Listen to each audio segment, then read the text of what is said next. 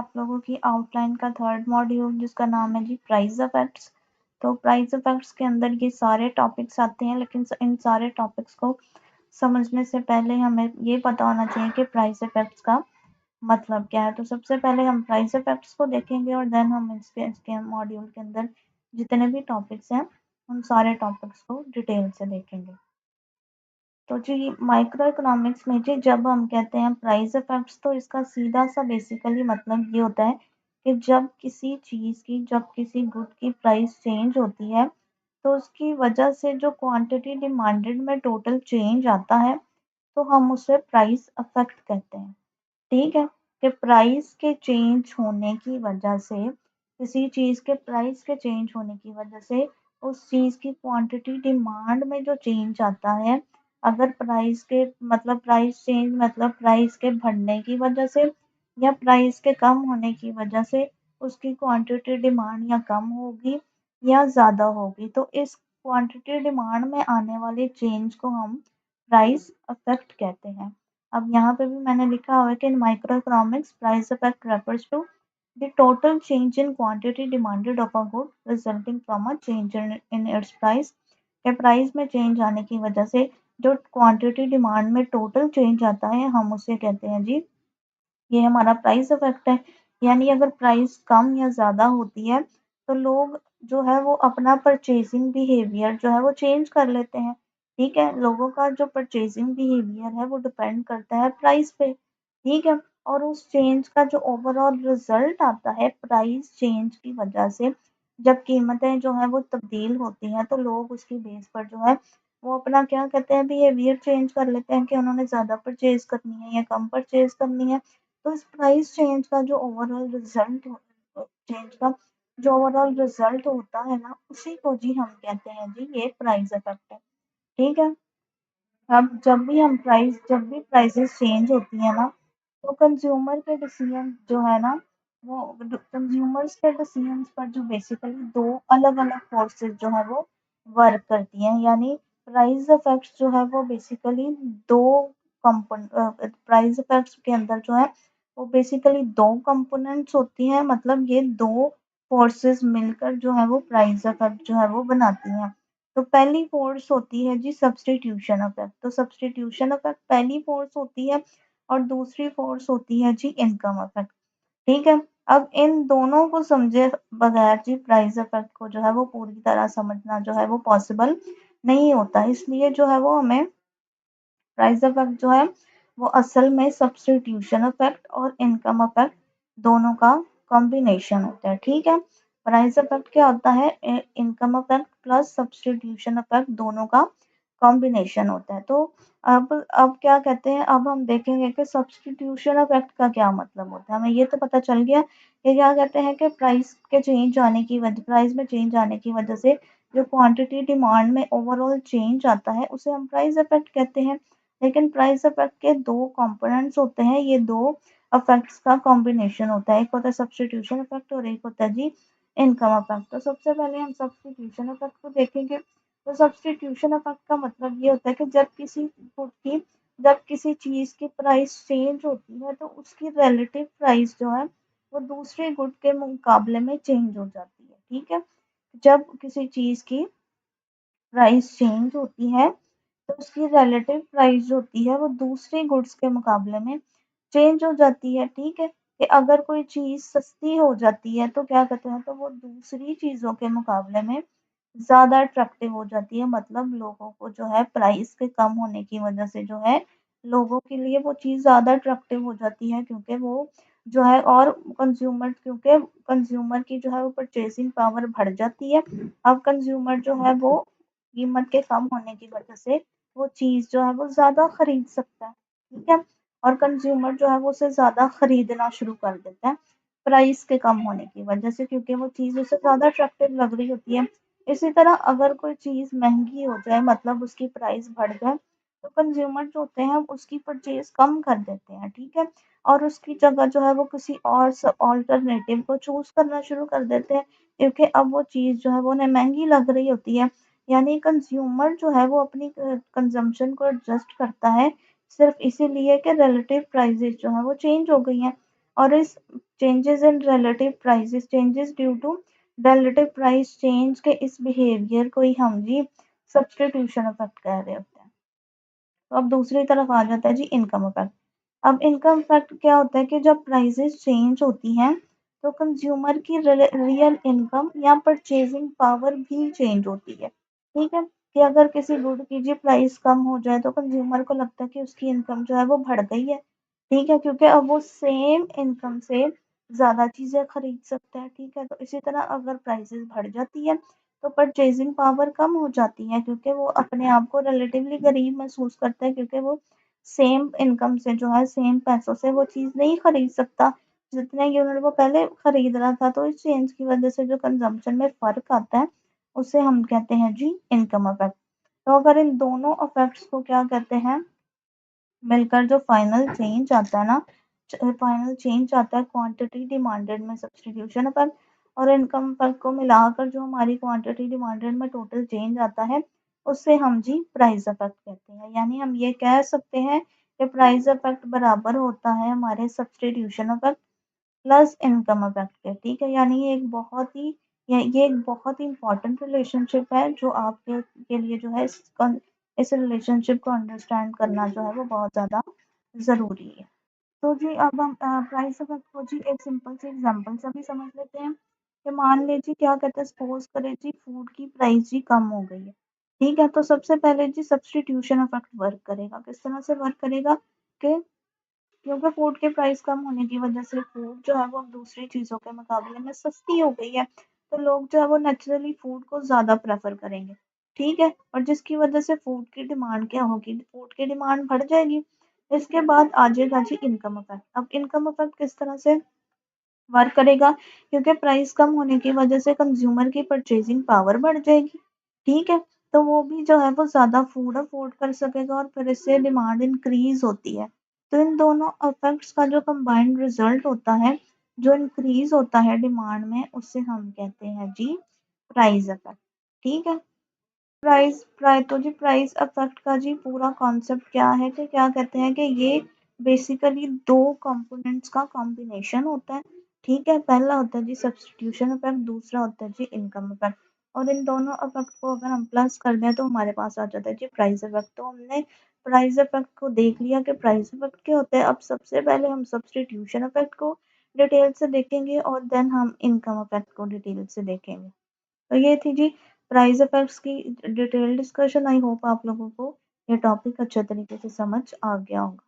सबको डिटेल में देखेंगे तो सब्स्टिट्यूशन इफेक्ट का बेसिकली एग्जैक्ट मतलब ये होता है कि जब किसी गुड की प्राइस चेंज होती है। ठीक है, तो जब किसी गुड की प्राइस चेंज होती है तो कंज्यूमर उस गुड की क्वांटिटी को इस तरह से एडजस्ट करता है कि उसकी सेटिस्फेक्शन मतलब उससे मिलने वाली जो यूटिलिटी है वो बिल्कुल सेम रहती है।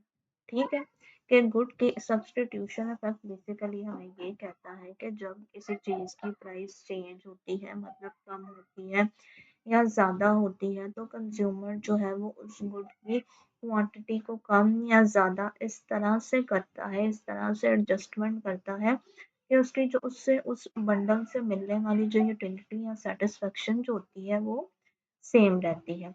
यानी यहाँ हम ये अज्यूम करते हैं कि कंज्यूमर की सेटिस्फेक्शन चेंज नहीं होती, सिर्फ उसका कंजम्पशन पैटर्न चेंज होता है, सिर्फ उसका कंजम्पशन बंडल चेंज होता है।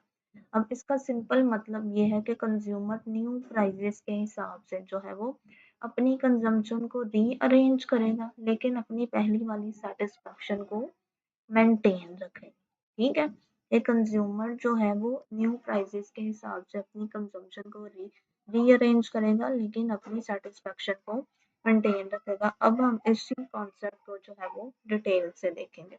अब यहाँ पर इस कॉन्सेप्ट में जी सबसे ज़्यादा जो इम्पोर्टेंट पॉइंट होता है वो होता है जी क्या कहते हैं कि हम सिर्फ रिलेटिव प्राइस चेंज का इफेक्ट देख रहे होते हैं।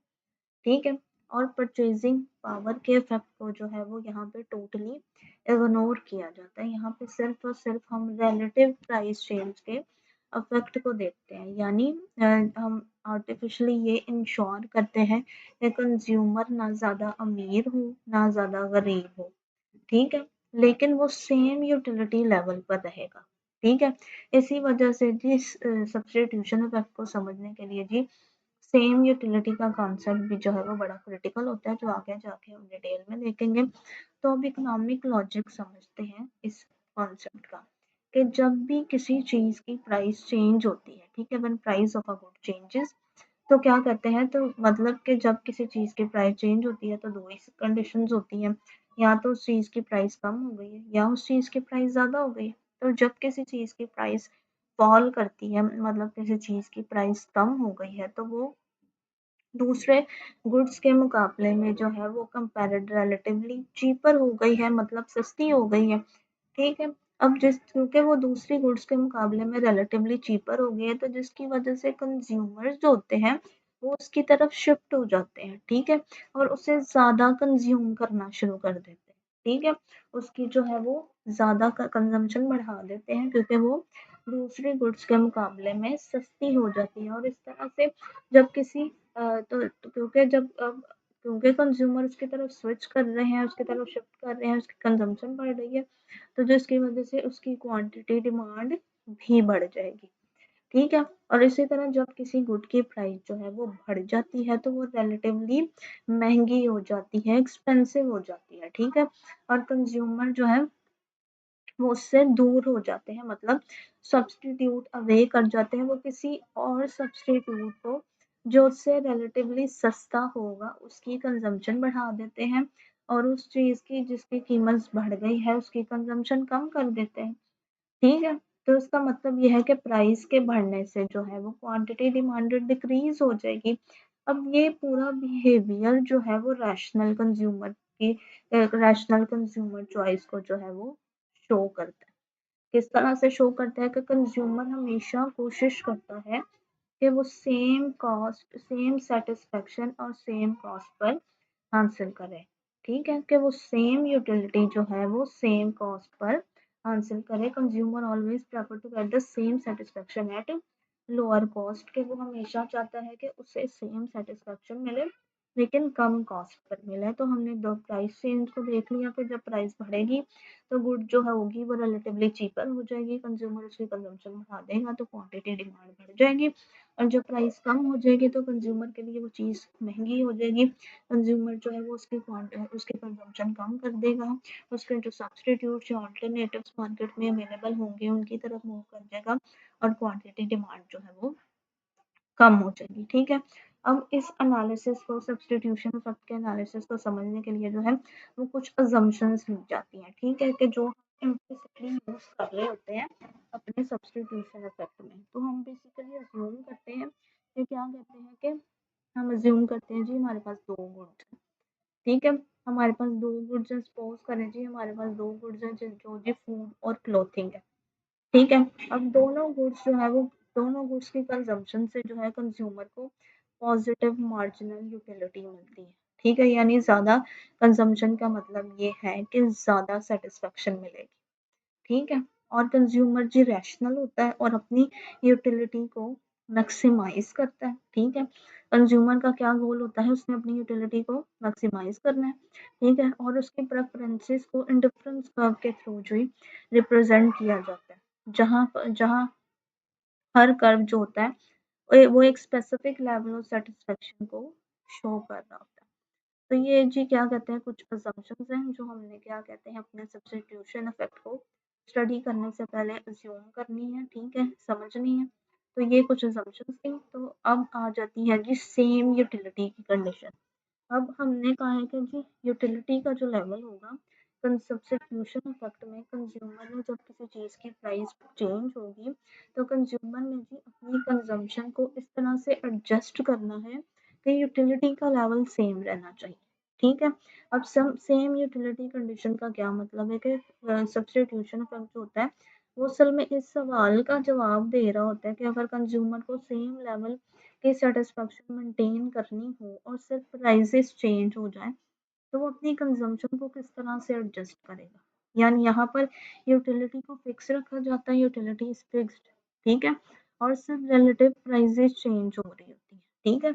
अब जिसके रिस्पॉन्स में कंज्यूमर अपना कंजम्पशन बंडल चेंज करता है, ठीक है, यहाँ पर यूटिलिटी भी फिक्स होती है, ठीक है, सिर्फ रिलेटिव प्राइसेस चेंज होती है कि एक चीज की जो है वो प्राइस कम होने की वजह से जो है वो चीज दूसरी गुड्स के मुकाबले में सस्ती हो जाती है। तो यहाँ पे सिर्फ रिलेटिव प्राइस चेंज आ रहा होता है, तो कंज्यूमर ने फिर इस सिचुएशन में अपने कंजम्पशन बंडल को इस तरह से एडजस्ट करना होता है कि वो उसकी जो है वो यूटिलिटी फिक्स्ड रहे। ठीक है, तो जी अब हम इस सारे सब्स्टिट्यूशन इफेक्ट को जो है वो स्टेप बाय स्टेप समझेंगे और ग्राफिकली समझेंगे। तो शुरू में जी एक इनिशियल सिचुएशन होती है, ठीक है, जहाँ जी हमने क्योंकि हमने टू गुड्स ली हैं, क्लोथिंग और फूड। ठीक है, तो जी ये क्या कहते हैं, हमारी इनिशियल सिचुएशन है। ठीक है, क्योंकि जहाँ पर फूड की प्राइस जो है वो PX1 है। ठीक है, और हमारी बजट लाइन जो है वो BL1 है। ठीक है, फूड की प्राइस PX1 है, बजट लाइन हमारी BL1 है। ठीक है, कंज्यूमर जो है वो अपनी ऑप्टिमल चॉइस जो कंज्यूमर अपनी ऑप्टिमल चॉइस जो है वो पॉइंट ए पर करता है, जो डिफरेंस कर्व U1 पर होता है। ठीक है, इसका मतलब यह है कि कंज्यूमर का जो ऑप्टिमल बंडल जो है वो पॉइंट ए पर एग्जिस्ट करता है, क्योंकि इस पॉइंट पर जी हमारा इंडिफरेंस कर्व जो है वो हमारी बजट लाइन के साथ टेंजेंट है। ठीक है, तो कंज्यूमर जो है वो ऑप्टिमल बंडल बास्केट ए को चूज करता है। ठीक है, जो कि हमारे इंडिफरेंस कर्व U1 पर लाई कर रहा है, और इस पॉइंट पर जी कंज्यूमर जो है वो क्वांटिटी ऑफ फूड कितनी ले रहा है, XA के बराबर जो है वो क्वांटिटी ऑफ फूड जो है वो कंज्यूम कर रहा है। ठीक है, अब ये जी स्टार्टिंग इक्विलिब्रियम होता है, जहाँ कंज्यूमर जी अपनी इनकम और प्राइसेस के हिसाब से जो है वो मैक्सिमम यूटिलिटी हासिल कर रहा है।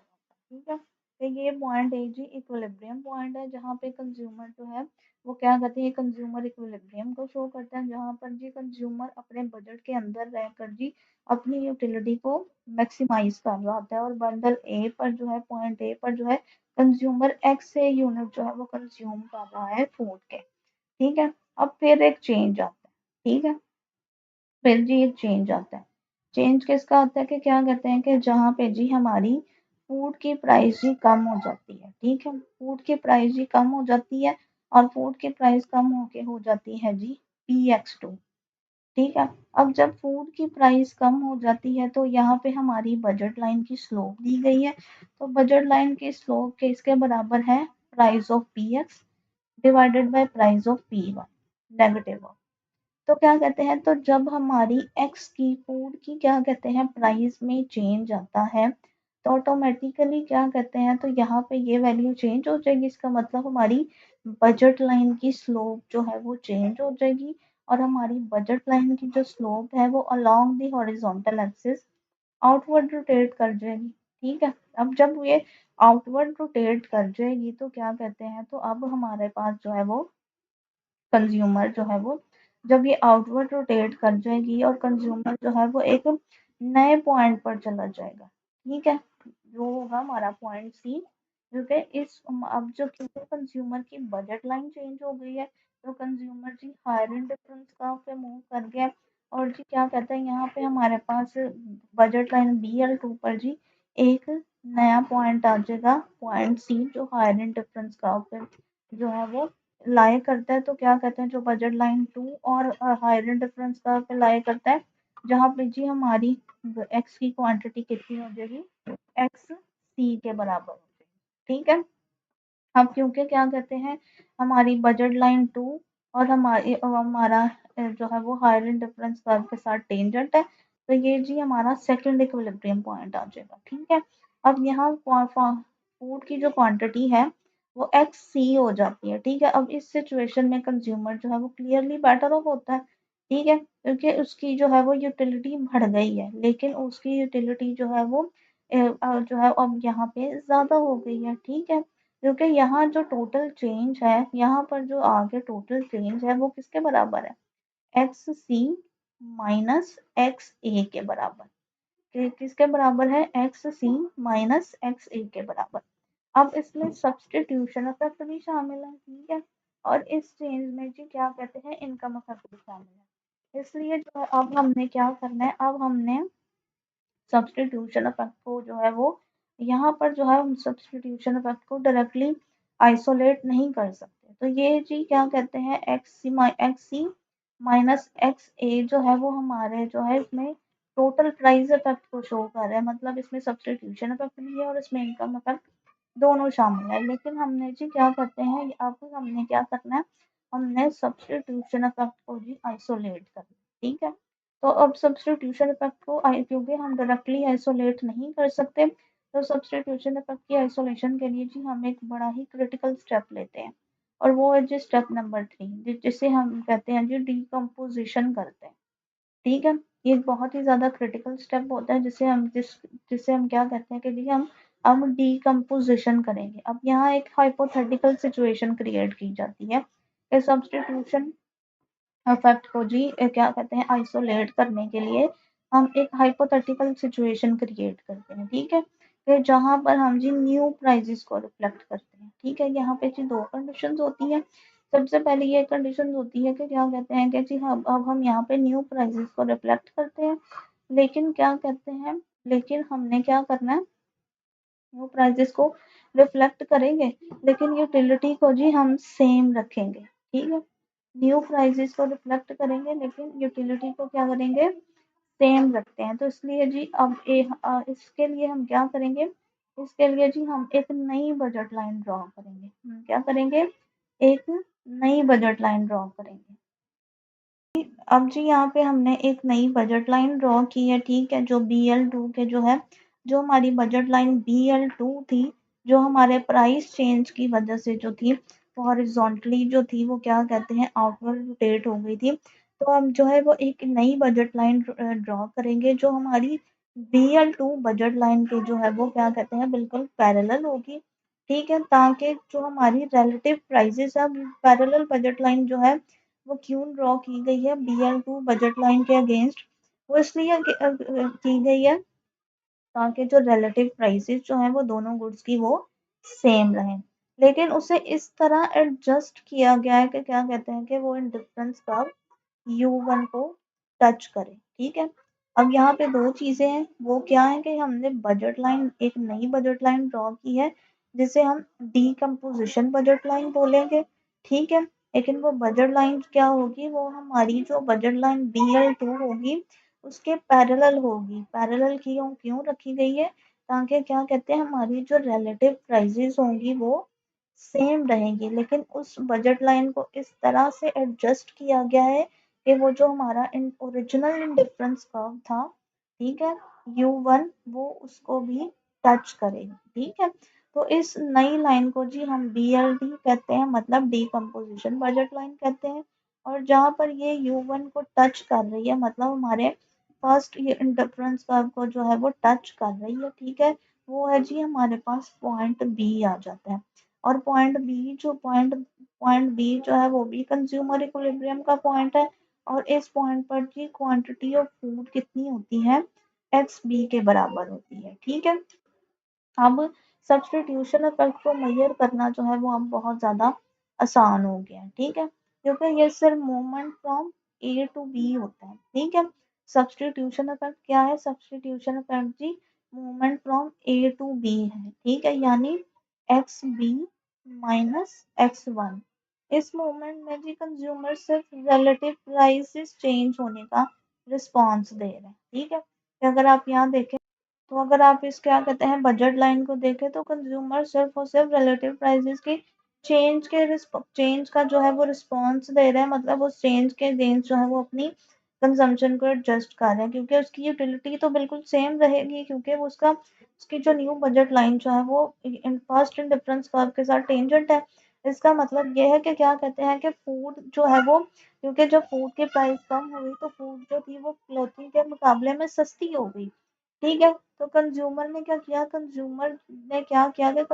ने अपना ज़्यादा फूड जो थी वो कंज्यूम की, कंज्यूमर ने अपनी ज़्यादा स्पेंडिंग जो थी वो फूड पर की, मतलब पर कंज्यूमर जो है वो ज़्यादा फूड कंज्यूम कर रहा है, और कंज्यूमर जी क्या करते हैं अपनी जो क्लोथिंग की कंजम्पशन जो थी वो कम कर दी। लेकिन इससे क्या हुआ कि क्या कहते हैं उसकी जो ओवरऑल सेटिस्फेक्शन तो थी वो सेम रही, ठीक है। अब यहाँ पर जो हमारी budget line BLD budget line है, जो हमारी डीकम्पोजिशन बजट लाइन है, अब उसका रोल जो बड़ा इम्पोर्टेंट है, क्योंकि यहाँ एक हाइपोथेटिकली जो है हमने कंस्ट्रक्ट की है, तो हमें अलाउ कर रहा है कि हम सब्स्टिट्यूशन इफेक्ट का जो बिहेवियर है इसको आइसोलेट कर सकें। ठीक है, अब ये लाइन क्या होती है जी, ये BL2 के पैरेलल होती है। ठीक है, बजट लाइन BL2 ये है और ये हमारी BLD बजट लाइन है, तो ये लाइन BL2 के बिल्कुल पैरेलल होती है, इसलिए प्राइजेस जो है वो सेम होती है और क्या कहते हैं और U1 को टच करती है,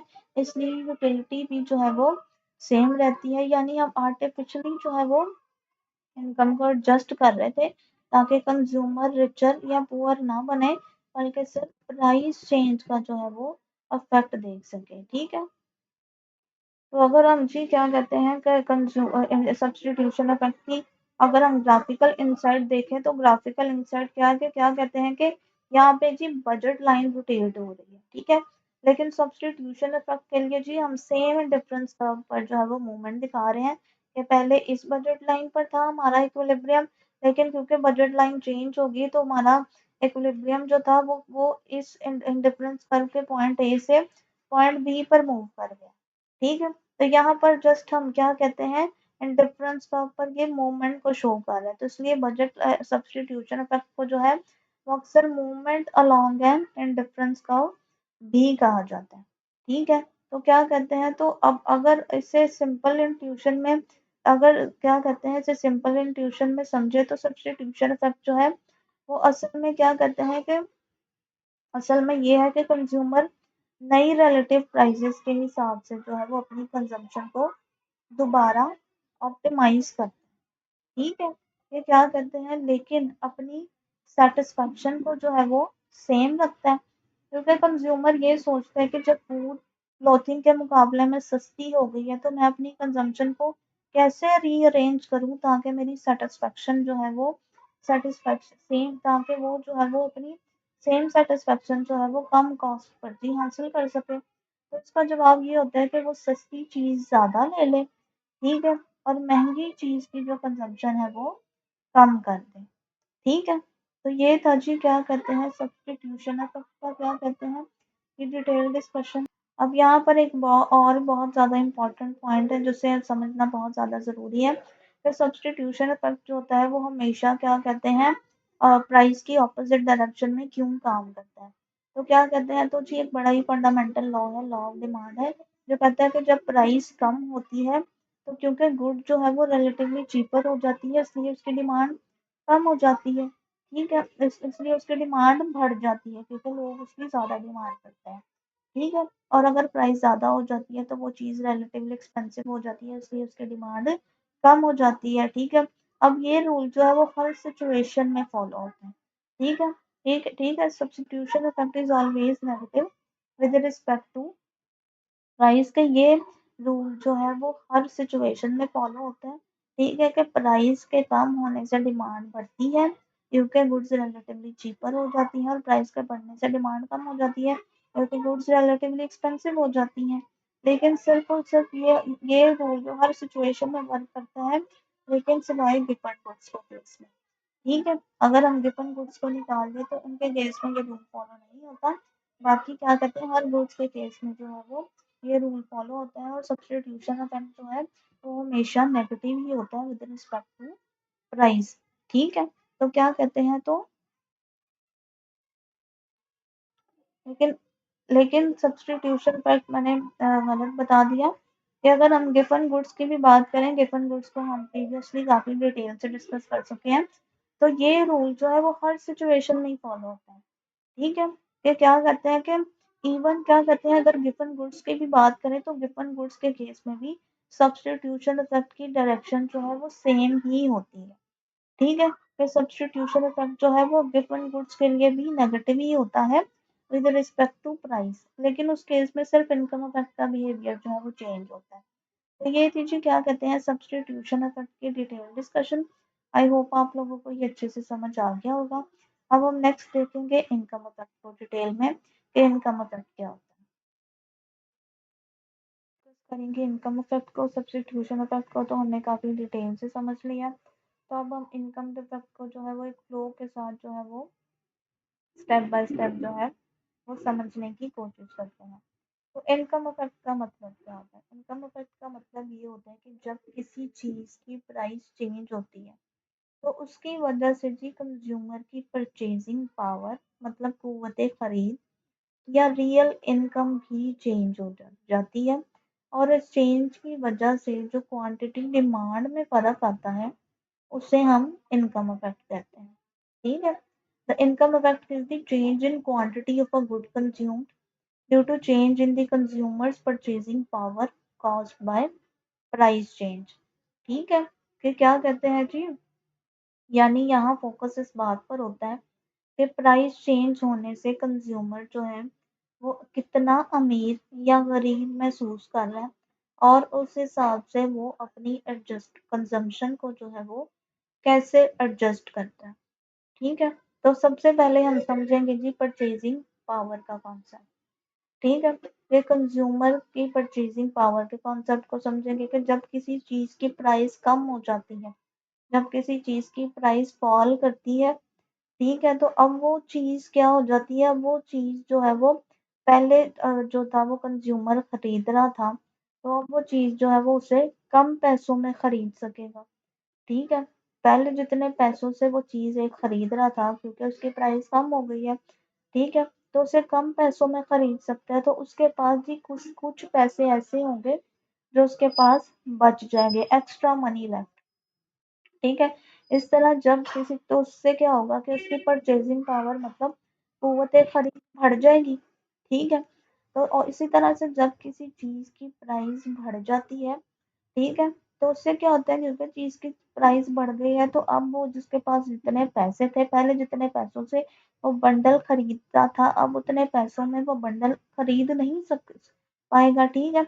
मतलब उतने पैसों में वो बंडल अफोर्ड नहीं कर पाएगा, तो उसकी वो जो परचेजिंग पावर होगी, वो कुव्वते खरीद होगी, वो कम हो जाएगी। ठीक है। अब यहाँ इम्पोर्टेंट बात यह है कि कंज्यूमर की मनी इनकम मतलब कंज्यूमर के पास जितना पैसे हैं, उसका जितना बजट है वो चेंज नहीं हुआ, लेकिन उसकी रियल इनकम यानी कि वो उन पैसे से कितनी चीजें खरीद सकता है वो चेंज हो रहा है।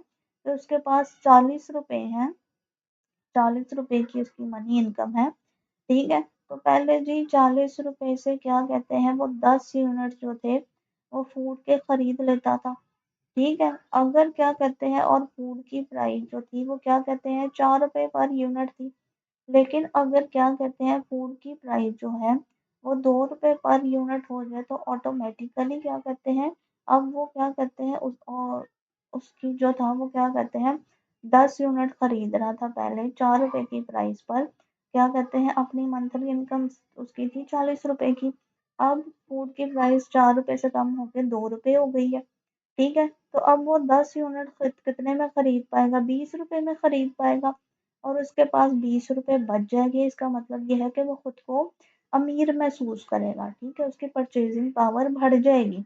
लेकिन अगर क्या कहते हैं फूड की प्राइस बढ़ जाए और वो 4 रुपए से बढ़कर कित पर यूनिट 4 रुपए से बढ़कर हो जाए 8 रुपए, ठीक है, तो उसका मतलब ये है कि वो अपनी 40 रुपए की इनकम से अब सिर्फ और सिर्फ जो है वो सिर्फ 5 यूनिट खरीद पाएगा फूड के। इसका मतलब ये है कि क्या कहते हैं कि अब वो पहले वाला 10 यूनिट वाला बंडल अफोर्ड नहीं कर पाएगा, क्योंकि प्राइस ज्यादा होने से उसकी परचेजिंग पावर कम हो जाएगी। ठीक है। मतलब कंज्यूमर की मनी इनकम जो है वो सेम रहेगी, लेकिन सिर्फ और सिर्फ उसकी रियल इनकम मतलब वो अपने पैसों से कितनी चीजें खरीद पा रहा है वो चेंज होगा। ठीक है। अब इस वजह से जी हम इसे इस वजह से जी इसे इनकम इफेक्ट कहा जाता है, क्योंकि इसका इम्पैक्ट जो है वो बिल्कुल वैसा होता है जैसे एक्चुअल इनकम चेंज से होता है। ठीक है। Why it is called income effect, इसे इनकम इफेक्ट इसलिए कहा जाता है क्योंकि इसका चेंज उसी तरह से ही होता है कि अगर आपकी रियल टर्म्स में अगर इनकम चेंज हो तो जो होता है, क्योंकि अगर प्राइस कम हो जाती है तो कंज्यूमर को बेसिकली ऐसे लगता है ये क्या कहते हैं कि जी उसकी इनकम जी बढ़ गई है। ठीक है। ठीक है। कंज्यूमर को क्या लगता है कि क्या कहते हैं कि उसकी इनकम बढ़ गई है, और अगर प्राइसेस बढ़ जाती हैं तो कंज्यूमर को ऐसा फील होता है कि क्या कहते हैं कि उसकी इनकम कम हो गई है। तो ये फीलिंग जो है वो उसकी यूटिलिटी, ठीक है, और उसकी कंजम्पशन चॉइसेस दोनों को अफेक्ट करती है। मतलब उस कंजम्पशन बंडल से उसे कितनी सेटिस्फेक्शन मिल रही है उसको भी इफेक्ट करेंगी, और उसने कौन सा बंडल चूज करना है ये उसको भी अफेक्ट करेंगी। तो ये था जी इनकम इफेक्ट का कॉन्सेप्ट। अब हम इसे ग्राफिकली देखेंगे और डिटेल से देखेंगे, ठीक है। तो शुरू में जी एक इनिशियल सिचुएशन होती है, ठीक है। इनिशियल सिचुएशन क्या होती है? तो ठीक है जी, तो शुरू में जी क्या कहते हैं, एक इनिशियल सिचुएशन होती है, ठीक है, जहाँ पर जी क्या कहते हैं हमारी प्राइस जो है वो Px1 होती है और इनकम जो है वो आई होती है, ठीक है। बजट लाइन जी हमारी BL1 होती है और कंज्यूमर जो है वो अपनी ऑप्टिमल चॉइस जो है वो पॉइंट ए पर चूज करते हैं, मतलब कंज्यूमर जो है वो बंडल ए चूज करता है, ठीक है। और बंडल ए जो है वो ऑप्टिमल बंडल होता है, क्योंकि यहाँ इस बंडल ए पॉइंट जो है वो वहाँ पे एग्जिस्ट फॉर्म करना होता है जहाँ पे हमारा जो है वो इंडिफरेंस कर्व हमारी बजट लाइन के साथ टेंजेंट होता है, मतलब ये कंज्यूमर का ऑप्टिमल बंडल होता है। यहाँ पर जो है वो कंज्यूमर अपनी यूटिलिटी को मैक्सिमाइज कर रहा होता है, और ये कहाँ पे होता है, ये हमारे इंडिफरेंस कर्व U1 पर होता है, क्योंकि इस पॉइंट पर फूड की क्वांटिटी जो है वो एक्स से होती है, ठीक है। और ये कंज्यूमर का जी स्टार्टिंग इक्विलिब्रियम होता है, ठीक है, जहाँ वो अपनी यूटिलिटी को मैक्सिमाइज कर रहा होता है, ठीक है। अब इसके बाद जी क्या होता है, इसके बाद हो जाती है जी प्राइस कम। प्राइस के कम होने से जी क्या कहते हैं, प्राइस कम हो जाती है Px1 से Px2। लेकिन सब्सटीट्यूशन इफेक्ट को जी आइसोलेट करने के लिए जी हम बनाते हैं एक हाइपोथेटिकल सिचुएशन बनाते हैं, ठीक है, जहाँ जी हम इनकम को जी आर्टिफिशियली कम कर दिया जाता है ताकि कंज्यूमर जी सेम यूटिलिटी लेवल पर रह सके। लेकिन इस नई इनकम को हम कह देते हैं जी आईडी, ठीक है। नई इनकम को क्या नाम दिया जाता है, आईडी का नाम दिया जाता है। तो क्या कहते हैं, मतलब डिकम्पोजिशन, ठीक है। तो क्या कहते हैं, तो कहते हैं जो असल में इनकम आई से कम होती है। अब उससे जो है वो हमें एक नई बजट लाइन बनती है, ठीक है, क्योंकि हमने इनकम को कम कर दिया तो हमारे पास एक नई बजट लाइन आ जाती है, जो हमारी क्या कहते हैं, जो हमारी BL2 बजट लाइन के पैरेलल होती है, लेकिन उसके जो है वो अंदर से होके जा रही होती है, जैसे हम BLT मतलब डिकम्पोजिशन बजट लाइन कहते हैं। अब इस पॉइंट पर जी कंज्यूमर बी चूज करता है कि जो भी ओरिजिनल इंडिफरेंस कर्व पे होता है, ठीक है। और क्वांटिटी ऑफ फूड जो क्या होती है, क्या कहते हैं कि अब यहाँ पे जी क्या कहते हैं हमारी डिकम्पोजिशन की बजट लाइन जो है वो हमारे UI इंडिफरेंस कर्व के साथ पॉइंट बी पर जो टेंजेंट है, तो ये जी हमारा क्या हो जाता है, ये हमारा जी सेकंड इक्विलिब्रियम हो जाता है, ठीक है। और यहाँ पे जी फूड की क्वांटिटी XB होती है, मतलब A से B की मूवमेंट जो है वो सिर्फ सब्स्टिट्यूशन इफेक्ट को शो करती है, और यूटिलिटी जी बिल्कुल सेम रहती है। अब बात जाते हैं जी रियल सिचुएशन पर। अब रियल सिचुएशन ये है कि जहाँ इनकम को आर्टिफिशियली कम नहीं किया जाता, ठीक है, क्योंकि कंज्यूमर के पास अब भी पूरी इनकम आई मौजूद होती है, ठीक है। और न्यू प्राइसेस PX के साथ जी बजट लाइन जो होती है वो हमारी BL2 बन गई होती है, क्योंकि इनकम जब कम होती है, कंज्यूमर की प्राइसेस जब कम होती है, कंज्यूमर की परचेसिंग पावर बढ़ जाती है, तो कंज्यूमर की जो बजट लाइन होती है वो आउटवर्ड रोटेट हो जाती है, ठीक है। कंज्यूमर की बजट लाइन क्या होती है, आउटवर्ड रोटेट हो जाती है, ठीक है। अब कंज्यूमर की बजट लाइन क्या हो जाती है, BLD बजट लाइन से क्या हो जाती है, BL2 बजट लाइन हो जाती है, ठीक है। क्या हो जाती है, BLD बजट लाइन से BLT बजट लाइन से BL2 बजट लाइन हो जाती है। बजट लाइन शिफ्ट, क्योंकि कंज्यूमर के पास स्टिल अपनी सारी इनकम मौजूद है, ठीक है। तो जैसे ही क्या कहते हैं, और न्यू जैसे ही प्राइसेस चेंज होती हैं, PX2 प्राइस जब होती है, तो उसके साथ जी क्या कहते हैं हमारी बजट लाइन BL2 बन जाती है, ठीक है। मतलब BLD बजट लाइन से शिफ्ट होके BL2 हमारी बजट लाइन हो जाती है। और इस सिचुएशन में कंज्यूमर जो है वो पॉइंट बी से मूव करता है, ठीक है। और पॉइंट बी से मूव करके आ जाता है जी हमारे पॉइंट सी पर चला जाता है, जो हायर इन डिफरेंस का होता है, ठीक है। अब यहाँ क्वांटिटी ऑफ फूड क्या होती है, किसके बराबर होती है, XC होती है। और मतलब कि क्या कहते हैं, consumer higher indifference curve पे भी मूव कर जाता है, तो क्या कहते हैं, और उसकी यूटिलिटी भी मैक्सिमाइज हो जाती है, ठीक है। अब इनकम इफेक्ट को मेजर करने के लिए हम मूवमेंट लेते हैं B से C की मूवमेंट को देखते हैं, ठीक है, यानी XC माइनस XB। अब ये वो चेंज होता है जो सिर्फ इस वजह से आता है कि कंज्यूमर की परचेजिंग पावर बढ़ गई है।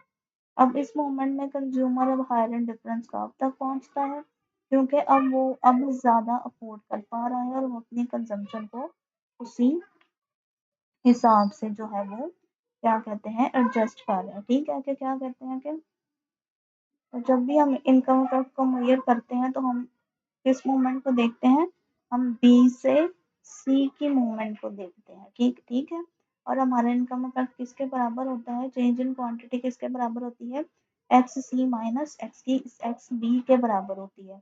और ये वो चेंज होता है जो सिर्फ उस वजह से होता है कि कंज्यूमर की परचेजिंग पावर बढ़ गई है। ये मूवमेंट क्या शो करती है, पॉइंट बी से पॉइंट सी की मूवमेंट शो करती है कि कंज्यूमर की परचेसिंग पावर बढ़ गई है और इस मोमेंट में कंज्यूमर जो है वो हायर इंडिपेंडेंस पे मूव कर गया। ठीक है, ताकि क्योंकि वो अब ज़्यादा अफोर्ड कर सकता है। ठीक है, और वो अपनी कंजम्पशन को जी उस हिसाब से एडजस्ट कर लेता है। तो ये एडजस्टमेंट किस वजह से होती है, कंज्यूमर की रियल इनकम में इजाफे की वजह से ये एडजस्टमेंट। तो ये थी जी क्या कहते हैं हमारी इनकम इफेक्ट की डिटेल डिस्कशन, जिसको हमने ग्राफिकली भी डिस्कस किया, जिसको हमने वैसे पॉइंट्स के थ्रू भी डिस्कस किया। तो आई होप आप लोगों को ये कॉन्सेप्ट भी अच्छे तरीके से समझ आ गया होगा। हमने प्राइस इफेक्ट्स को देख लिया, हमने इनकम इफेक्ट को देख लिया, हमने सब्सटीट्यूशन इफेक्ट को देख लिया। अब हम देखेंगे साइंस ऑफ सब्सटीट्यूशन इफेक्ट। तो क्या कहते हैं, तो साइंस ऑफ सब्सटीट्यूशन इफेक्ट क्या होते हैं, आज हम क्या कहते हैं इसको डिटेल में डिस्कस करेंगे। क्योंकि जो साइंस होते हैं ठीक है, वो इकोनॉमिक्स में चेंज के डायरेक्शन को बेसिकली शो कर रहे होते हैं। ठीक है, तो जब हम कहते हैं कि साइन पॉजिटिव है, ठीक है, तो उसका मतलब ये होता है कि क्वांटिटी इंक्रीज हो रही है। और जब हम कहते हैं कि साइन नेगेटिव है, तो उसका मतलब ये होता है कि क्या कहते हैं क्वांटिटी डिक्रीज हो रही होती है। ठीक है, अब इसका मतलब बेसिकली ये है कि क्वांटिटी जब तो इसका मतलब ये है कि जो हमारे साइंस होते हैं वो चेंज के डायरेक्शन को शो कर रहे होते हैं। यानी साइन हमें बेसिकली ये बताता है कि कोई वेरिएबल किस डायरेक्शन में मूव कर रहा है। ठीक है, तो जब हम सब्सटीट्यूशन इफेक्ट के साइन की बात करते हैं तो असल सवाल बेसिकली ये आता है कि जब प्राइस चेंज होती है तो क्वांटिटी डिमांडेड उसके साथ सेम डायरेक्शन में मूव करती है या ऑपोजिट डायरेक्शन में मूव कर रही होती है। तो यहाँ सबसे इम्पोर्टेंट रूल ये है कि सब्सटीट्यूशन इफेक्ट जो होता है, फंडामेंटल रूल ये होता है कि सब्सटीट्यूशन इफेक्ट जो होता है वो हमेशा प्राइस के हिसाब से नेगेटिव होता है। ठीक है, विद रिस्पेक्ट टू प्राइस जो है वो नेगेटिव होता है। अब इसका मतलब क्या है, अब इसका मतलब ये है कि क्या कहते हैं प्राइस और क्वांटिटी डिमांडेड का हमेशा क्या होता है, हमेशा जो है वो अपोजिट डायरेक्शन में मूव करती है, उनके दरमियान जो रिलेशनशिप होता है वो नेगेटिव होता है। जब हम सिर्फ सब्सटीट्यूशन इफेक्ट को देखते हैं, जब हम सिर्फ सब्सटीट्यूशन इफेक्ट को देखते हैं तो अगर प्राइस कम होती है तो क्वांटिटी डिमांड बढ़ जाती है। ठीक है, और जब प्राइस बढ़ जाती है तो क्वांटिटी डिमांड कम हो जाती है। ठीक है, यानी दोनों के दरमियान हमेशा जो है वो ऑपोजिट रिलेशनशिप होता है, इनवर्स रिलेशनशिप होता है। ठीक है, अब इसकी वजह को समझते हैं। अब ये पूरा कॉन्सेप्ट जो है वो रैशनल प्राइसेस, रिलेटिव प्राइसेस और रैशनल कंज्यूमर पर डिपेंड करता है। ये क्यों नेगेटिव होता है, अब हम इसको ये देखते हैं। तो जब किसी गुड की प्राइस जो है वो कम होती है, केस वन है जी, प्राइस जब कम होती है, तो जी जब किसी गुड की प्राइस जी कम होती है तो ऑब्वियसली वो क्या होती है, वो दूसरी गुड्स के मुकाबले में सस्ती हो जाती है। जब वो गुड दूसरी गुड के मुकाबले में सस्ती हो जाती है तो जिसकी वजह से कंज्यूमर जो है वो उस गुड की तरफ शिफ्ट कर जाता है। ठीक है, और उसे ज़्यादा खरीदना शुरू कर देता है। अब इस सिचुएशन में क्वांटिटी बढ़ जाती है। ठीक है, अब इस सिचुएशन में क्या करते होता है कि क्वांटिटी डिमांड बढ़ जाती है, कंज्यूमर जो है उसे ज़्यादा खरीदना शुरू कर देता है। ठीक है, लेकिन क्योंकि ये प्राइस की ऑपोजिट डायरेक्शन में चेंज हो रही है, इसलिए हम कहते हैं कि सब्सटीट्यूशन इफेक्ट जो है वो नेगेटिव होगा। ठीक है, कि प्राइस जो है वो क्वांटिटी की ऑपोजिट डायरेक्शन में मूव कर रही है, प्राइस कम हुई है, क्वांटिटी डिमांड बढ़ गई है। ठीक है, तो क्या कहते हैं, तो हम यही कहेंगे कि क्या कहते हैं कि इनके दरमियान जो है सब्सटीट्यूशन इफेक्ट जो है वो नेगेटिव होता है। इसी तरह जब बढ़ जाती हैं, ठीक है, प्राइसेस जब बढ़ जाती हैं तो वो गुड जो है वो रिलेटिवली महंगी हो जाती है। दूसरी गुड्स के मुकाबले में, और कंज्यूमर जो है वो उससे दूर हो जाते हैं क्योंकि वो उसके सब्स्टिट्यूट जो है वो इस्तेमाल करना शुरू कर देते हैं और उसकी क्वांटिटी डिमांड गिर जाती है। ठीक है, तो इसलिए जी सब्स्टिट्यूशन का इफेक्ट सब्स्टिट्यूशन इफेक्ट जो है वो इस सूरत में भी जो है वो क्वांटिटी डिमांड में जी नेगेटिव चेंज होता है। ठीक है, तो क्या कहते हैं, जब प्राइसेस कम होती है तो क्वांटिटी में चेंज जो होता है वो नेगेटिव होता है।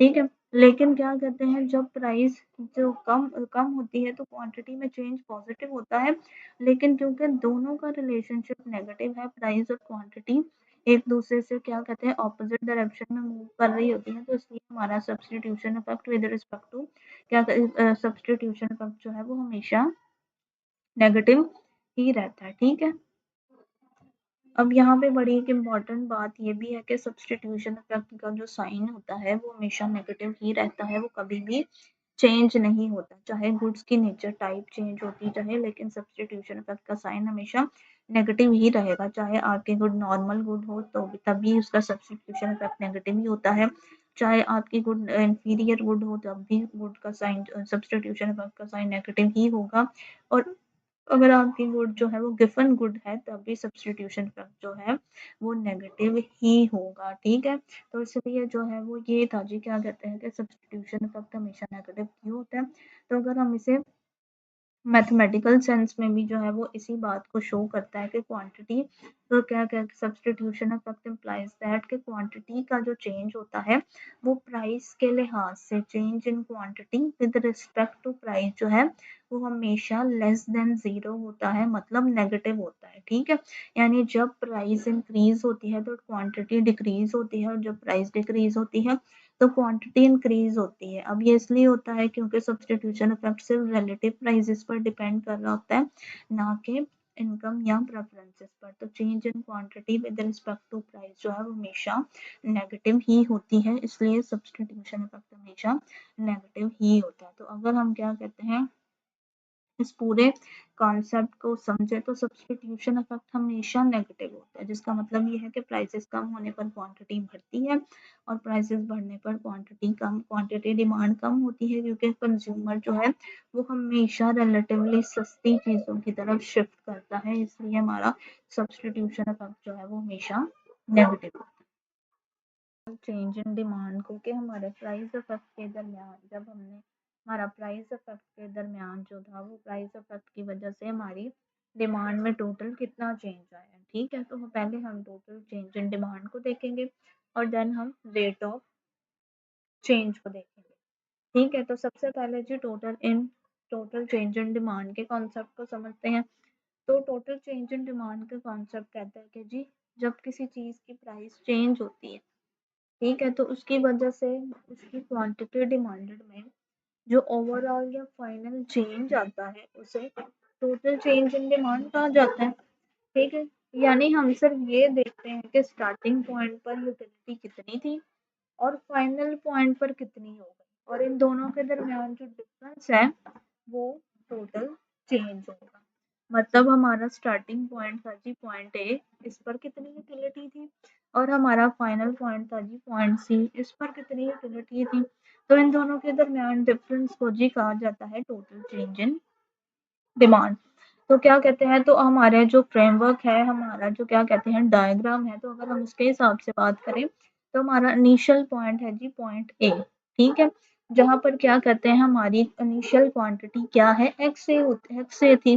ठीक है, और हमारा फाइनल पॉइंट था जी पॉइंट सी, और हमारी फाइनल पॉइंट सी पर क्वांटिटी थी जी एक्स सी के बराबर थी। तो अगर इन दोनों का क्या कहते हैं डिफरेंस, यानी एक्स सी माइनस एक्स ए को जो है वो, अगर एक्स सी माइनस एक्स ए जो है वो टोटल चेंज इन डिमांड को क्या कहते हैं शो करते हैं। ये बेसिकली हमें ये बताता है कि प्राइस के चेंज होने के बाद जो है वो डिमांड कितनी इंक्रीज हुई है या कितनी डिक्रीज हुई है। ठीक है, लेकिन यहाँ एक इम्पॉर्टेंट बात ये है कि ये टोटल चेंज जो है वो असल में दो पार्ट से जो है वो मिलकर बनता है। ठीक है, पहला पार्ट होता है जी सब्स्टिट्यूशन इफेक्ट।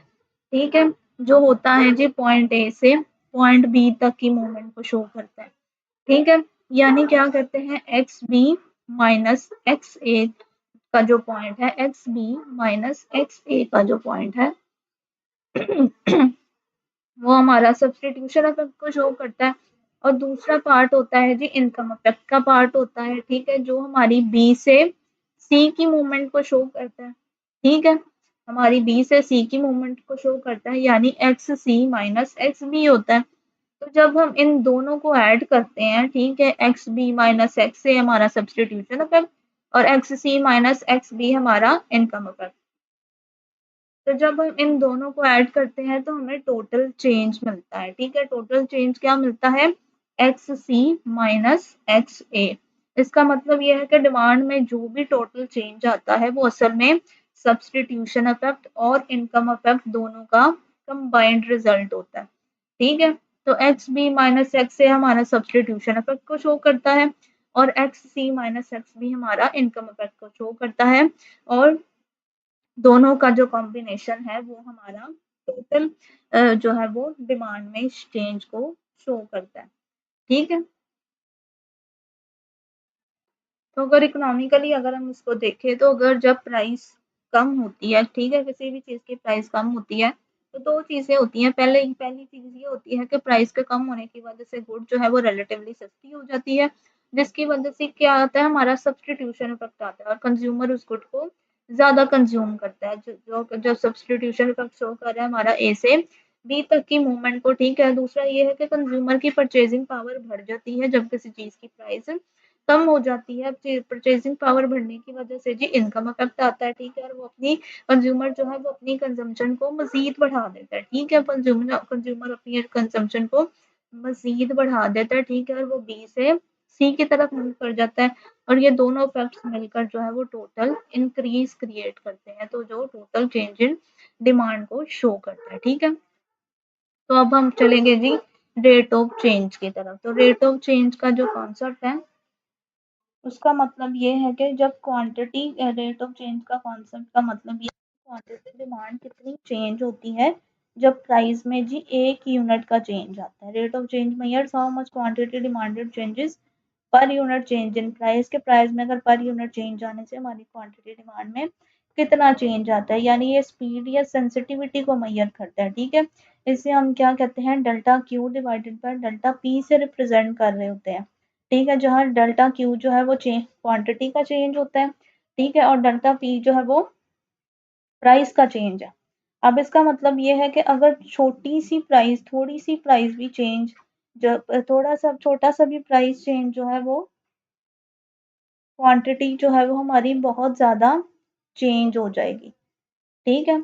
अगर हमारे थोड़े से प्राइस क्वांटिटी में चेंज की वजह से, ठीक है, थोड़े से स्मॉल प्राइस में स्मॉल चेंज की वजह से अगर हमारी क्वांटिटी में लार्ज चेंज आ रहा है तो उसका मतलब ये है कि हमारी जो डिमांड है वो बहुत ज़्यादा रिस्पॉन्सिव है, ठीक है। और अगर हमारी क्या कहते हैं बहुत ज़्यादा प्राइस चेंज होने के बावजूद भी क्या कहते हैं क्वांटिटी में चेंज ना आए तो क्या कहते हैं, तो इसका मतलब ये है कि हमारी डिमांड जो है वो लेस रिस्पॉन्सिव है।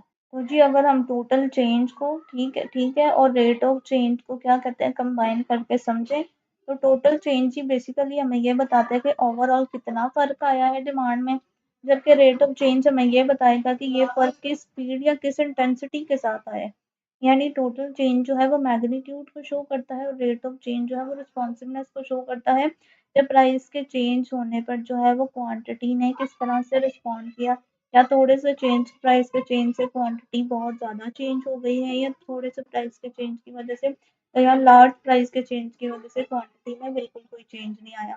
तो अगर हम इन दोनों कॉन्सेप्ट्स को इनकम इफेक्ट और सब्स्टिट्यूशन इफेक्ट के पर्सपेक्टिव से देखें तो टोटल चेंज की डायरेक्शन और साइज जो है वो इन इफेक्ट्स पर डिपेंड कर रहा होता है, ठीक है, कि अगर जो है वो गुड नॉर्मल हो तो सब्स्टिट्यूशन इफेक्ट भी जो है वो डिमांड को बढ़ाता है और इनकम इफेक्ट भी डिमांड को बढ़ाता है, इसलिए टोटल चेंज जो होगा वो काफ़ी ज़्यादा लार्ज होगा।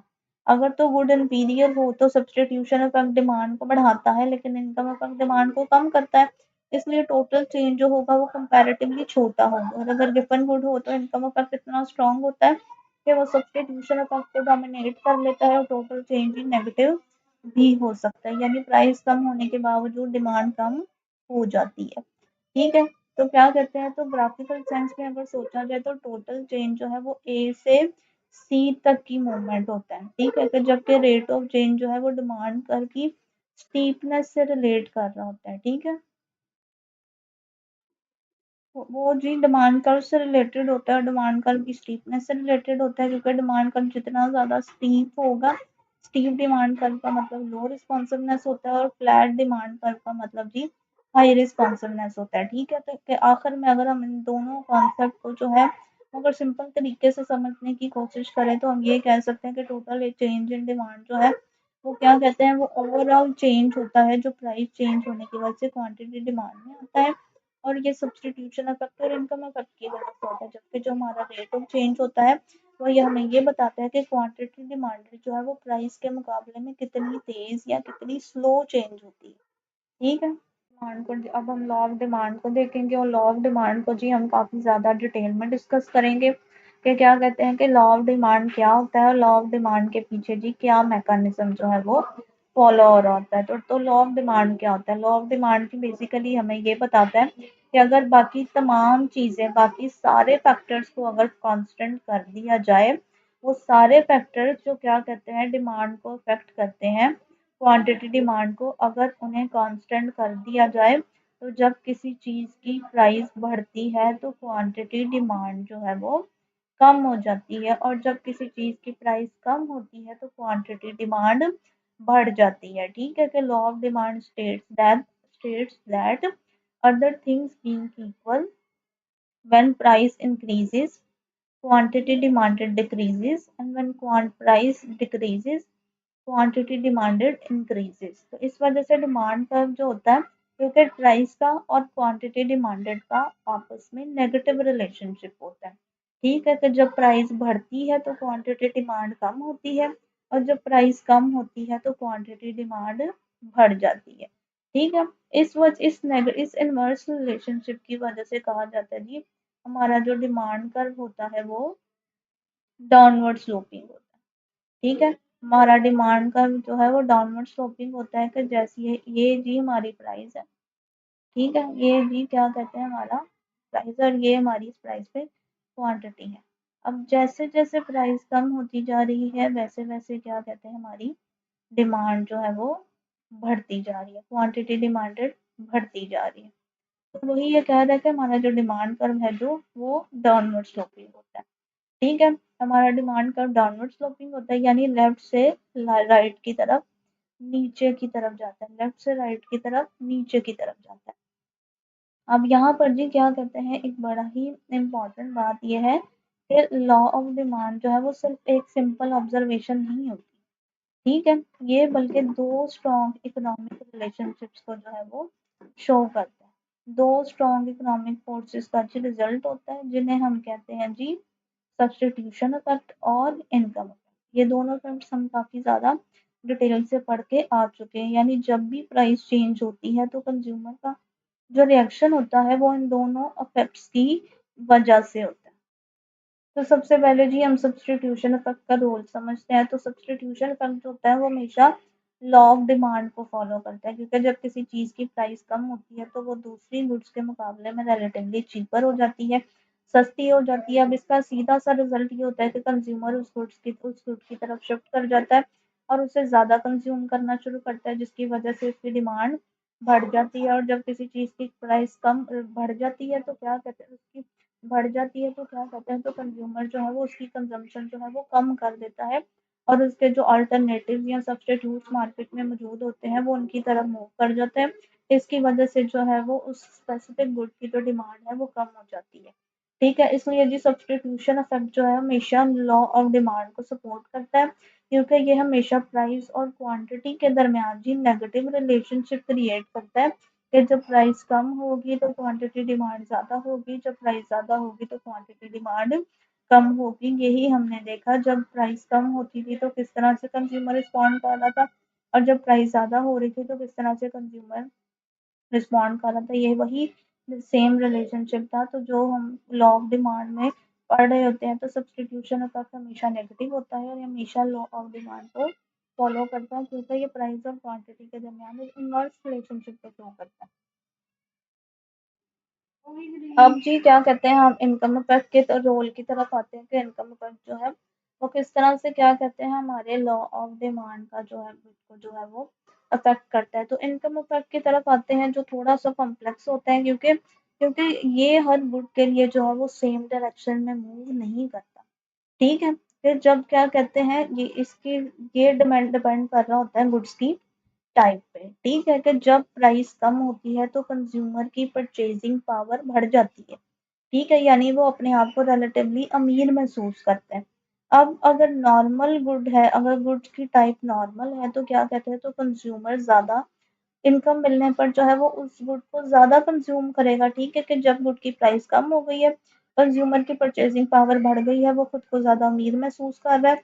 तो क्योंकि गुड जो है वो नॉर्मल गुड है तो इसलिए कंज्यूमर कंज्यूमर जो है वो उस गुड की कंजम्पशन को बढ़ा देगा क्योंकि उसकी इनकम बढ़ने के सूरत में वो अपनी जो है वो गुड की कंजम्पशन को ज़्यादा कर देगा। इसलिए इनकम इफेक्ट भी जो है वो सब्स्टिट्यूशन इफेक्ट को जो है वो नॉर्मल गुड्स के केस में सपोर्ट करता है और डिमांड जो है वो और ज़्यादा बढ़ जाती है। तो इस सिचुएशन में लॉ ऑफ डिमांड जो है वो बहुत ज़्यादा स्ट्रॉन्ग तरीके से होल्ड कर रहा होता है। ठीक है, लेकिन अगर गुड की टाइप इंफीरियर गुड है, ठीक है, अगर गुड इंफीरियर गुड है तो सिचुएशन जो है वो थोड़ी डिफरेंट होती है। ठीक है, क्योंकि जब प्राइस कम होती है तो परचेजिंग पावर बढ़ती है। ठीक है, और कंज्यूमर जो है वो अपनी कंजम्पशन को शिफ्ट करता है और इंटीरियर गुड की डिमांड को जो है वो कम कर देता है क्योंकि कंज्यूमर की जब इनकम बढ़ती है तो वो इंफीरियर गुड की कंजम्पशन को कम कर देता है, उसकी कंजम्पशन को बढ़ाता नहीं है।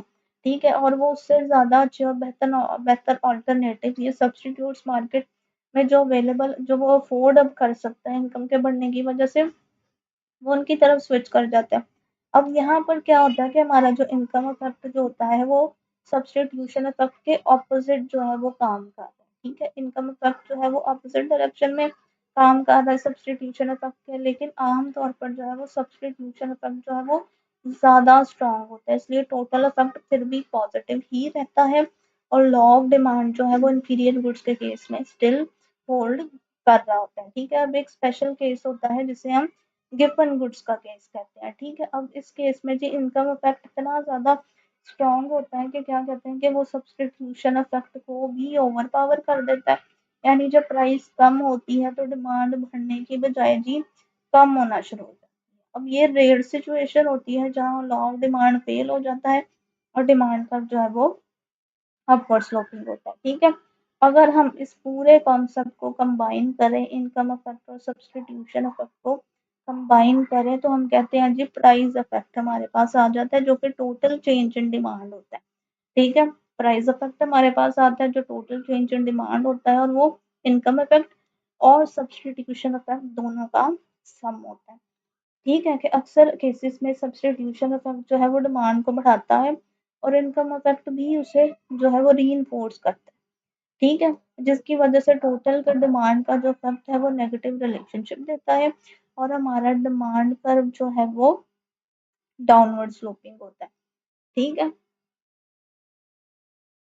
तो जी ज़्यादातर चीज़ों के केस में जी सब्स्टिट्यूशन इफेक्ट जो होता है वो जब प्राइस कम होती है तो उसके केस से जो डिमांड बढ़ जाती है और इनकम इफेक्ट के केस में भी जी डिमांड जो है वो बढ़ जाती है और टोटल इफेक्ट क्या हो जाता है कि डिमांड बढ़ती है और हमारा लॉ ऑफ डिमांड जी होल्ड करता है क्योंकि डिमांड बढ़ती तब है जब हमारी प्राइस फॉल करती है। तो ये था जी हमारी लॉ ऑफ डिमांड की डिटेल डिस्कशन। ठीक है, तो क्या कहते हैं तो लॉ ऑफ डिमांड जो है वो असल में इनकम इफेक्ट और सब्स्टिट्यूशन इफेक्ट दोनों का कंबाइंड रिजल्ट होता है। जहाँ जब सब्स्टिट्यूशन इफेक्ट जो है वो हमेशा इनवर्स रिलेशनशिप क्रिएट कर रहा होता है जबकि इनकम इफेक्ट जो है वो कभी उसे इन्फोर्स करता है और कभी उसे अपोज करता है, लेकिन अक्सर केसेस में दोनों मिलकर जो है वो डिमांड कर्व को जो है वो डाउनवर्ड स्लोपिंग बना देते हैं। तो ये थी जी हमारी लॉ ऑफ डिमांड की डिटेल डिस्कशन। हमने डिटेल से लॉ ऑफ डिमांड को आज डिस्कस किया, इसके मैकेनिज्म को डिस्कस किया। आई होप आप लोगों को ये अच्छे तरीके से समझ आ गया हो।